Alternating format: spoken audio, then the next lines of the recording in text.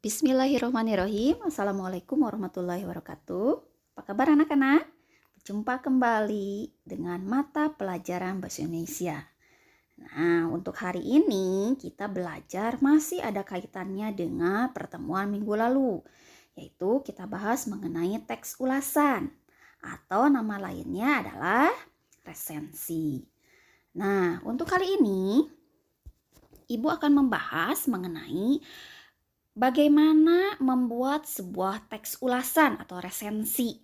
Ya, ternyata jika kita akan membuat teks ulasan atau resensi, ada langkah-langkahnya yang harus kita tempuh. Yang pertama, kita harus melakukan langkah pengenalan. Nah, mungkin kalian bertanya, apa Bu yang harus dikenal? Tentu saja yang dikenalnya adalah karya yang akan diresensinya atau yang akan diulasnya. Misal, karya yang akan diulasnya itu sebuah buku, maka kamu perlu mengenal buku tersebut. Tahapan dalam pengenalan buku untuk diresensi, yang pertama kamu harus mengenal tema bukunya dan disertai dengan deskripsinya atau gambaran dari isi bukunya. Lalu kalian pun harus mengenal atau mencari atau mencantumkan identitas sebuah buku. Nah, identitas buku ini mencakup yang pertama ada judul buku, kemudian ada nama penerbit, ada nama pengarang, ada jumlah halaman, tahun terbit, dan harga dari buku. Ya, itu bisa ditemukan di dalam bukunya. Lalu langkah yang kedua, tentu saja kamu harus membaca bukunya. Bukan hanya mengenal bukunya saja, bukan hanya misalnya kamu punya bukunya saja, tapi kamu pun harus membaca bukunya. Semuanya Bu, tentu saja semuanya. Dari halaman pertama sampai halaman terakhir, kamu harus membaca bukunya. Lalu yang langkah ketiga, menandai bagian buku yang menurutmu patut mendapat perhatian. Atau artinya, misal menurut kamu ini menarik, nah beri tanda. Boleh misalnya di dalam bukunya digaris bawahi ya, hal-hal yang menurutmu menarik atau mendapat perhatian lebih darimu, gitu ya. Kemudian yang berikutnya, membuat sinopsis atau intisari buku yang akan diresensi. Ya, jadi kamu tuliskan atau kamu buat gambaran dari isi bukunya. Ya, hal-hal penting yang berkaitan dengan isi bukunya kamu buatkan dalam bentuk sinopsis atau intisari buku. Atau juga ada yang menyebutkannya rangkuman, ya. Kemudian yang berikutnya, kamu harus menentukan sikap untuk menilai buku. Apakah buku tersebut saling berkaitan antara satu bab dengan bab lainnya, ataukah adakah keistimewaan penulis dalam buku yang hendak diresensi itu? Lalu apakah bahasa yang digunakan penulis mudah dipahami? Lalu apakah juga tampilan buku baik dari jilidnya, isinya, ataupun misalnya dari kertasnya, apakah itu memperhatikan keterbacaan dan keindahan misalnya ya, itu hubungannya dengan sikapmu untuk menilai buku tersebut. Jadi yang perlu dinilai dari sebuah buku tersebut dari bab 1 dengan bab yang lainnya ada hubungannya. Kemudian apakah ada keistimewaan dari penulisnya? Lalu bahasa yang dipergunakan dalam buku tersebut mudah dipahami olehmu atau tidak? Lalu tampilan bukunya, ya yang terlihat buku misalnya bagian jilidnya atau biasa disebut cover, bagus tidak? Atau bagian isinya, misal kertasnya bagus, ada warnanya, misalnya ada gambarnya berwarna ya, itu hubungannya dengan tampilan buku. Lalu langkah yang terakhir adalah menyunting dan membaca ulang hasil resensi. Menyunting itu artinya kalau bahasa secara komputernya mengedit ya, barangkali ada hal-hal yang masih belum tepat, maka kamu harus menyuntingnya. Ya, memperbaiki. Nah, sama juga dengan arti kata menyunting.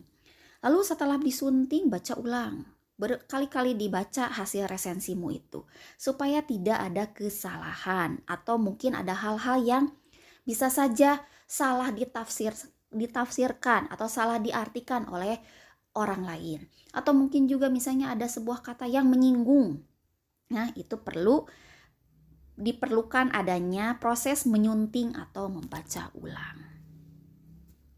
Berikutnya kita bahas mengenai hal-hal penting dalam teks ulasan atau resensi. Nah, ada beberapa hal yang berkaitan dengan resensi yang dirasa penting. Yang pertama, memilih judul resensi. Nah, sama seperti penampilanmu, cara berpakaian itu bisa membuat orang lain tertarik. Maka di dalam sebuah resensi pun kamu harus menentukan judul resensi yang menarik untuk dibaca oleh orang lain. Maka pemilihan judul itu harus benar-benar diperhatikan. Lalu yang kedua, mencantumkan identitas buku. Tadi sudah Ibu sampaikan, harus ada identitas buku. Identitas buku apa saja? Ibu ulang lagi ya. Identitas buku itu ada judul buku. Kemudian ada nama penerbit, ada nama pengarang, ada jumlah halaman, tahun terbit, dan harga dari bukunya. Ya, kamu tentu harus mencantumkan identitas buku tersebut dalam sebuah teks resensi. Yang ketiga, membuat pembukaan. Mohon maaf, itu tertulisnya pembukuan ya, harusnya pembukaan. Nah, diperbaiki ya.